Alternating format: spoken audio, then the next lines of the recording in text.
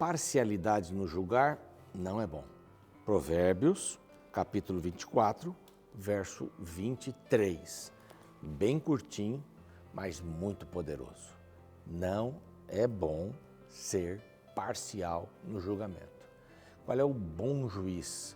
É aquele que ouve as duas partes, não é? Que não toma partido porque uma parte é mais idosa, mais velha, ou tem gênero feminino e tudo mais, ou porque é criança, não, imparcial.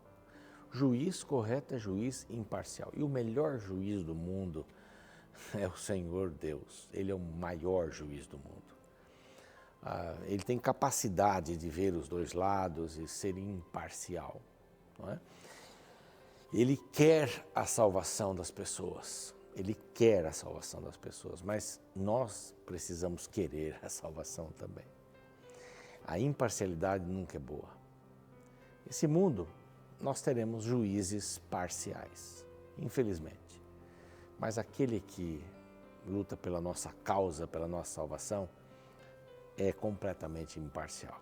Mas ele tem o desejo de que todos nós andemos nos seus caminhos. Essa é a palavra de Deus e este é o programa Reavivados por Sua Palavra. Aqui a gente estuda um capítulo da Bíblia cada dia, são 1189 capítulos. Já fizemos isso uma vez, já estamos partindo de Lucas até Apocalipse, partindo de Gênesis até Apocalipse, agora estamos partindo de Gênesis e passando agora pelo segundo livro das Crônicas. Hoje é o capítulo 23, nós vamos estudar. Então é assim que funciona o programa. Estamos aqui com você às 6 da manhã na TV, às 3 da manhã na repetição, no próximo dia. Estamos também no YouTube, nosso canal é Reavivados por Sua Palavra NT. Estamos no NT Play, aliás no YouTube, se você quiser fazer sua inscrição lá, vai nos honrar muito. Estamos no NT Play, que tem outros conteúdos, estamos no Spotify, no Deezer também, para você ouvir de Gênesis até agora, segundo livro das Crônicas, 23, hoje, não é? Para você não perder nada. Você acorda, arruma a cama, estuda a palavra e sai para ser Jesus para as pessoas. Nós temos um grupo de amigos muito especiais, são anjos da esperança, que nos ajudam através das suas doações a pregarmos o Evangelho em português e espanhol para todo mundo, com rádio, TV, mídias sociais, cursos bíblicos. Quer se tornar um anjo da esperança? Muito simples aqui, olha. Esse WhatsApp, você manda uma mensagem, faça a sua pergunta, a sua inquietação, sua dúvida, nós vamos responder com muito carinho. Seja bem-vindo, anjo da esperança. E graças aos anjos da esperança, nós estamos levando a você gratuitamente esta revista maravilhosa que fala sobre oração. É um outro WhatsApp, hein? Já pode anotar aqui, aí no intervalo você já faz o seu pedido. É muito simples. Eu quero a revista que fala sobre oração, ou Deus me ouve, que é o título dela. Você vai aprender muita coisa bacana sobre a oração, a respiração da alma, abrir o coração a Deus como a gente abre para um amigo. É isso que é a oração, tá bem? Então, escreva, você vai receber esta revista gratuitamente. Enquanto você aguarda, você pode usar este outro WhatsApp aqui, esse QR Code, para fazer a inscrição de um curso pelo WhatsApp. Pediu o curso Vida Espiritual, na hora você já recebe a primeira lição, já vai à interação, é muito bacana. Bom, então nós vamos para um intervalo. Na volta vamos passar com você, estudar com você o capítulo 23 do segundo livro das Crônicas. Não sai daí.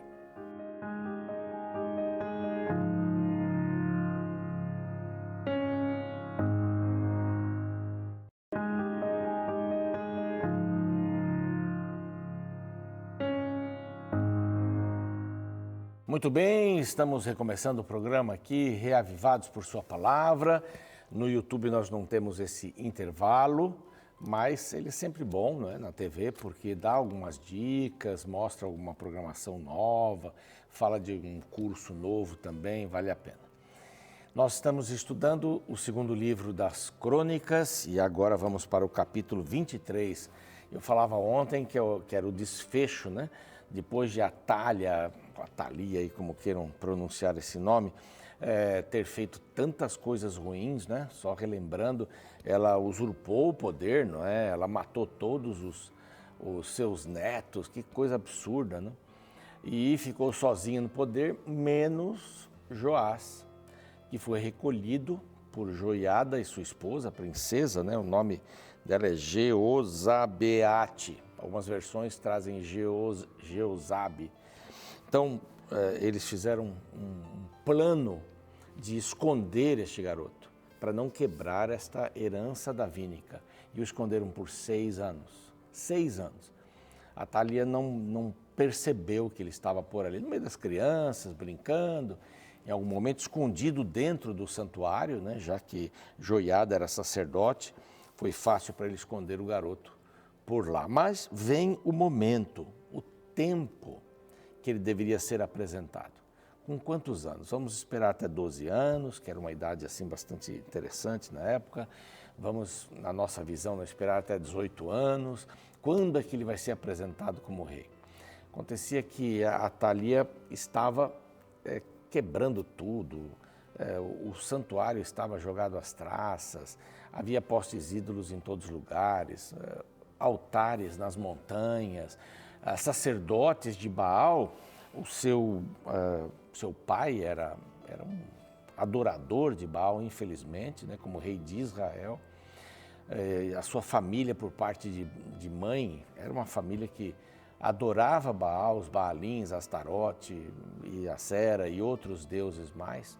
Imagine uma mulher, não pelo fato de ser uma mulher, mas dominando o povo de Judá, de onde deveria nascer o Messias, acreditando que Deus não era forte, ou mais forte que Baal, né? Baal era o Deus da fertilização, da fecundação, da chuva, do sol, das estações, era o Deus que fazia as coisas crescerem, nascerem, o Deus poderoso e tal, etc. Imagina, um Deus Jeová não significa nada, né, para aquele coração. Então chegou o momento de Deus.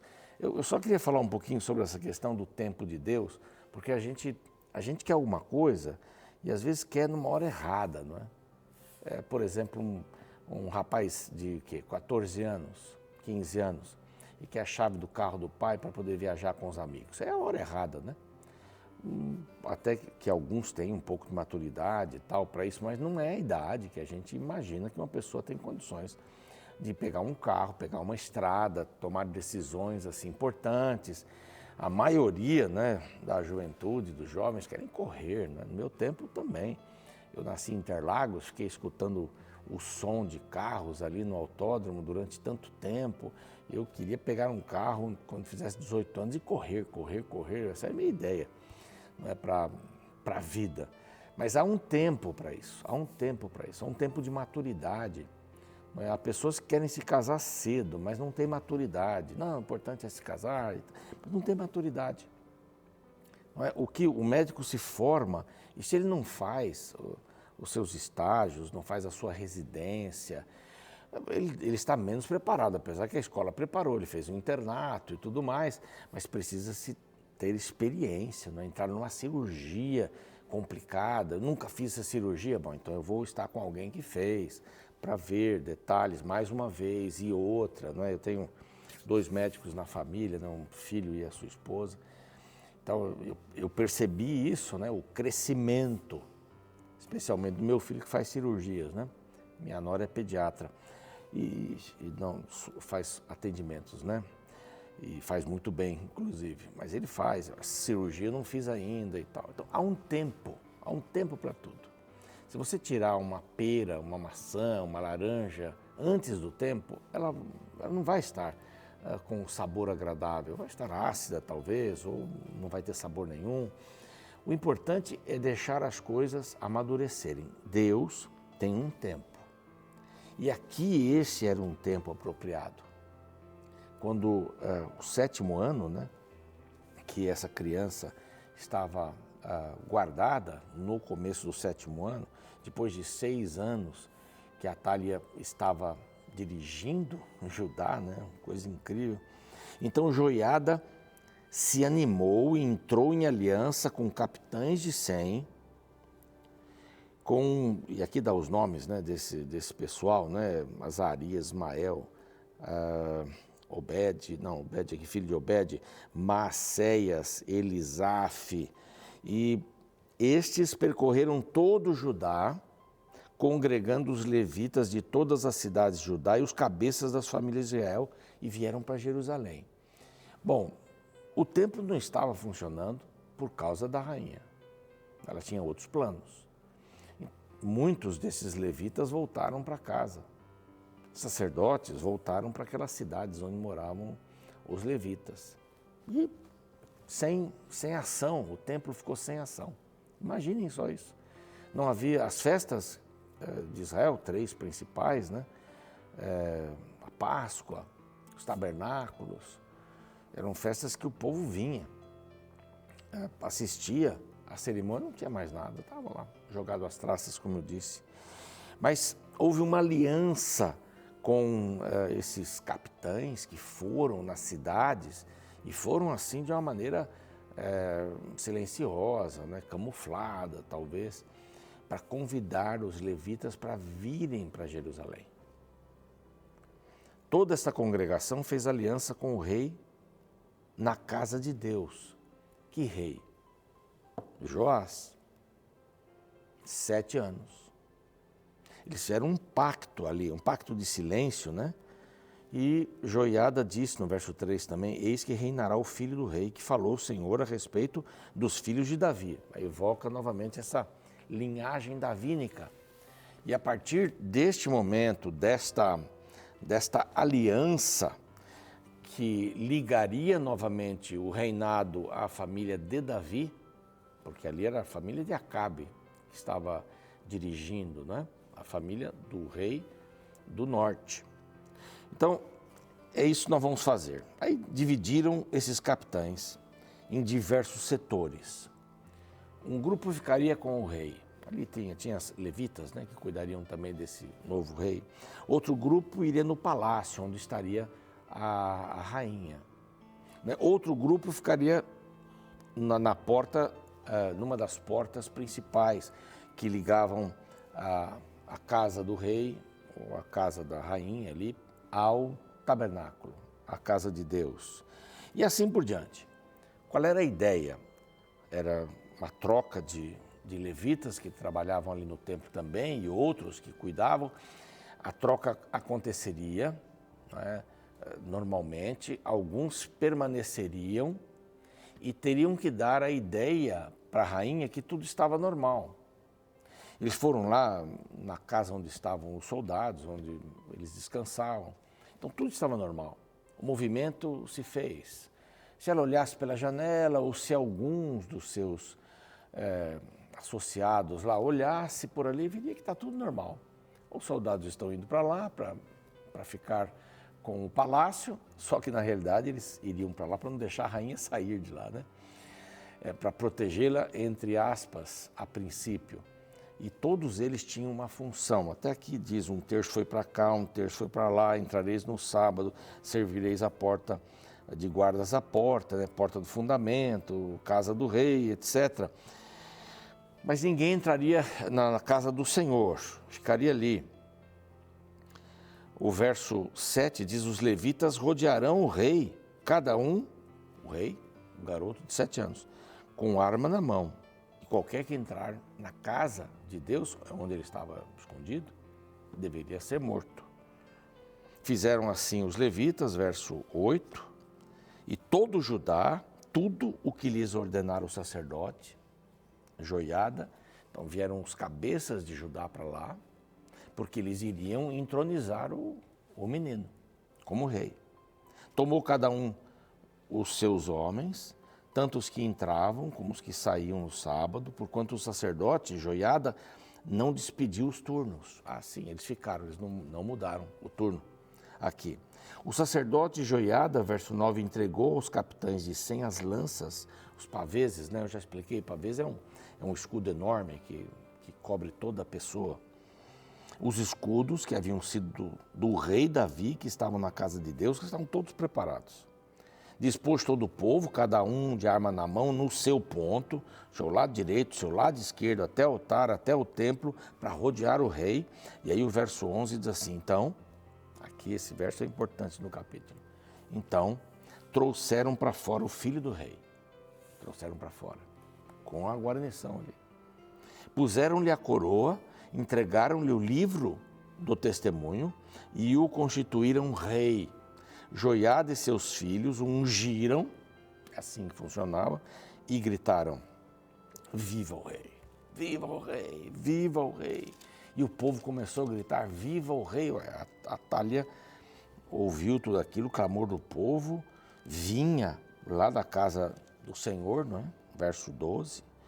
Olhou e eis que o rei estava junto à coluna, à entrada, e os capitães tocavam a trombeta, os que tocavam a trombeta junto do rei, e todo o povo da terra se alegrava. E ela disse: é um golpe, isso é um golpe. Ela rasgou suas vestes de raiva, naquela questão de rasgar as suas vestes, de indignação, e começou a gritar: traição, traição. Agora veja bem, quem é que foi traidor aqui? Foi a própria Atália. Foi ela. Ela foi a traidora. Não é? Ela matou todo mundo. Não é? Antes, o seu filho matou também todos os concorrentes. E agora ela mata todo mundo. Que coisa absurda. Bom, eles a fizeram sair, porque não queriam matá-la na casa do Senhor. Lançaram mão dela, o verso 15 diz isso, e ela morreu. Ela morreu. Joiada, que era o regente no caso, né? Um homem firme, ele morreu com 130 anos, para ter uma ideia. Deus tinha um propósito na vida dele. Joiada fez aliança entre si, o povo e o rei. Entre si, o povo e o rei. Sacerdote, povo e rei. Eram as três forças da época, né? Primeira coisa da aliança: vamos derrubar a casa de Baal. Vamos despedaçar os seus altares, está no verso 17, as suas imagens. E o sacerdote de Baal, que se chamava Matã, mataram perante os altares esse sacerdote e os demais. Entregou Joiada à superintendência da casa do Senhor nas mãos dos sacerdotes e levitas. Aquilo estava jogado. Não havia Páscoa, não havia nada mais. Ofereceram holocaustos ao Senhor com alegria e com canto, diz o final do verso 18. Os porteiros voltaram à porta e não deixavam entrar mais nada imundo, porque era comum isso acontecer. E eu vou aqui já para o verso 21, que é o último, né? Alegrou-se todo o povo da terra e a cidade ficou tranquila, pois haviam matado Atália à espada. Acabou. Agora dá sequência a essa linha davínica, que é o assunto deste livro das crônicas. Davi, o descendente de Davi, permanece até Zedequias. Depois os outros livros se incumbem de contar a história, porque o Messias viria dessa linha. Volta o plano de Deus. Bom, o que nós vimos hoje? Deus tem um tempo, Deus tem um plano e Ele não nos deixa na mão. Qual é o plano para a nossa vida? É nos levarmos, que nós sejamos levados ao reino celeste. Esse é o plano de Deus. A única pessoa que pode impedir esse plano sou eu, é você, para si mesmo. Eu sou a única pessoa que pode limitar a Deus nesse sentido. Deus não tem limite? Não, mas Ele não vai forçar a minha entrada no céu, no seu reino. Deus tem um tempo para as coisas acontecerem. O tempo de Deus é diferente do nosso, não adianta tentar emparelhar, é diferente. Ou é o dele ou é o nosso. Vamos escolher o dele, na hora certa. Deus cuidou para que essa linhagem davínica continuasse. Ele também tem um plano para a sua vida. Então espere um pouco, vale a pena esperar o plano de Deus e o tempo de Deus. Vamos orar? Senhor Deus, a nossa gratidão pela bênção da vida, o teu amor, o teu cuidado, e queremos expressar aqui o nosso desejo de esperarmos o tempo que vem do Senhor e de confiarmos nas tuas decisões para a nossa vida. O que podemos fazer é nos entregar nas tuas mãos, vivemos coladinhos contigo, andando no teu caminho. E para isso precisamos da tua orientação, em nome de Jesus. Amém. O programa encerra por aqui, a minha parte encerra por aqui, o programa segue e amanhã a gente vai aqui buscar o capítulo 24, o reinado de Joás, esse menino de 7 anos. O que aconteceu, né? Temos aqui alguns capítulos falando sobre isso. Espero você aqui amanhã. Você já deve ter ouvido aquela famosa frase: religião e política não se misturam. Embora ela seja verdadeira em muitos contextos, existe um perigo de levar tal pensamento para um extremo, fazendo com que os religiosos se preocupem tanto com o mundo que virá e se esqueçam de fazer sua parte pelo mundo presente. Se por um lado é verdade que a igreja não deveria se envolver diretamente com partidos políticos partidários fazendo campanha para candidatos, por outro lado, os cristãos não deveriam se eximir da responsabilidade de escolher o melhor indivíduo para governar a sociedade. Afinal, a pessoa escolhida para governar tomará decisões que afetarão a todos, quem é religioso e quem não é, quem o escolheu e quem decidiu não se envolver. Interessante é que no Antigo Testamento encontramos o envolvimento de diversos indivíduos religiosos na instituição de um novo líder político. Tal caso está descrito no capítulo 23 do livro de 2 Crônicas. Para se entender o contexto, deve-se retornar ao capítulo anterior, no qual encontramos a rainha Thalia tomando o trono de Israel para manter-se no poder. Ela assassinou toda a descendência real, porém a princesa Jeozabiade escondeu um dos filhos do rei chamado Joás, o qual foi abrigado no templo durante seus primeiros anos. Chegamos então ao capítulo 23, quando Joás completou 7 anos de idade e o sacerdote chamado Joiada tomou a frente do processo de retomada do trono. Ele formou alianças e organizou o exército para proteger o novo rei. A partir do verso 10 lemos: dispôs todo o povo, cada um de armas na mão, desde o lado direito da casa real até o seu lado esquerdo, e até o altar e até ao templo, para rodear o rei. Então trouxeram para fora o filho do rei, puseram-lhe a coroa, entregaram-lhe o livro do testemunho e o constituíram rei. Joiada e seus filhos o ungiram e gritaram: viva o rei! Interessante notar que, para resolver um problema de injustiça no campo político, o texto apresenta a casa real e o templo juntos no mesmo contexto. Isso mostra que, embora a religião e a política devam se manter separadas, tal separação não indica omissão por parte dos religiosos em relação a assuntos políticos. Afinal, enquanto a nova terra não chega, devemos fazer deste mundo o melhor lugar possível para vivermos.